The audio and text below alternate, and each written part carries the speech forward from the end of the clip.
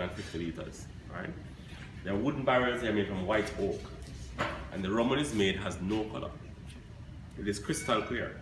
That's how it goes in the barrel. It stays here to age, and our minimum aging period is 3 years. So there is no rum that is branded Appleton younger than 3 years. The oldest rum we have in bottle is 50 years, right? And that 50-year rum was bottled for the first and only time in 2012 to celebrate Jamaica's 50th independence. Oh. Only 800 bottles were made, and that's it. It will not be done again. Each bottle is numbered, so no two bottles have the same number. Right, so from 1 to 800, so if you get a bottle, you know which number bottle you have out of 800 bottles. One bottle is going to cost you $5,000 US. Yeah.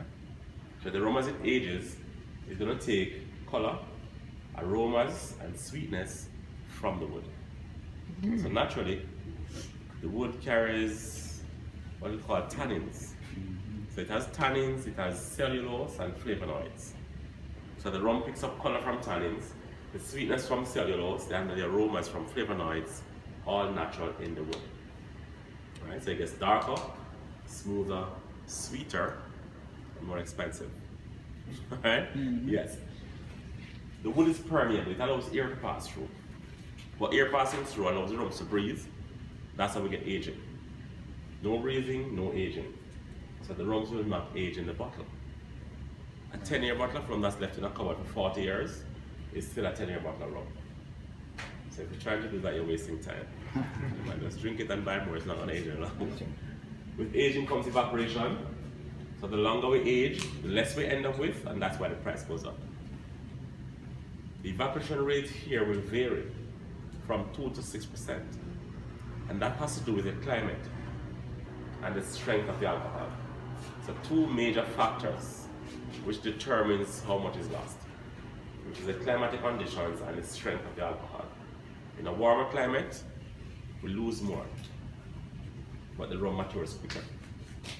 It's more active in the barrel, so it's able to take more, right? We lose more, but the rum will actually taste better over a shorter aging period, aging in the warmer climatic conditions. So if we compare rums here,